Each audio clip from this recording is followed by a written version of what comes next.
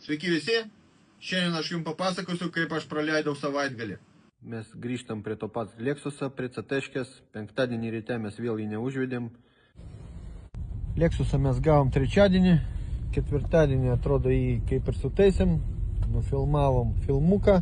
Krapštėm, kažką darėm, ir mums pavyko. O penktadienį jisai vėl neužsivedė.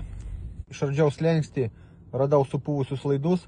Po pusantros valandos važinėjimo įtampa ant siurblio dingsta, atsirado tik 3-4 voltai vietoj 12. Radom, kad fiškėse yra papuvimų.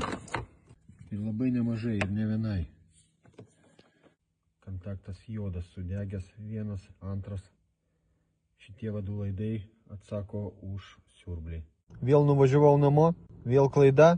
Šiandieną išardėm visą saugiklinę ir radom, kad mašina buvo paskendus. Visas rėlės viduj yra su smėliu ir vandeniu. Tai važiuoju į sąvartyną, šiandien sekmadienis, bet veikia. Dirba žmonės. Bandysim pakeisti rėliuškės ir vėl darysim ilgai test drive'ą. Kiekviena rėlė viduj turi smėlį iš Floridos.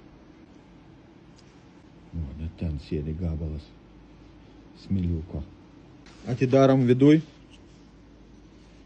Ten barstosi smėlis. Visos elektrinės detalės prapuvusios. Sekmadienis grįžtu jau namo. Su to Lexusu vėl pravažiavau 70 km, kol kas klaidų nėra. Dar kartą noriu pabrėžti, kad tokiais darbais mes tikrai neužsiemam ir niekada neužsiimsim. Mes pradėjom su Lexusu tik dėl to, kad jisai atvažiavo iš Klaipėdos Antralo ir dėl to, kad mes pastatėm savo naują bateriją.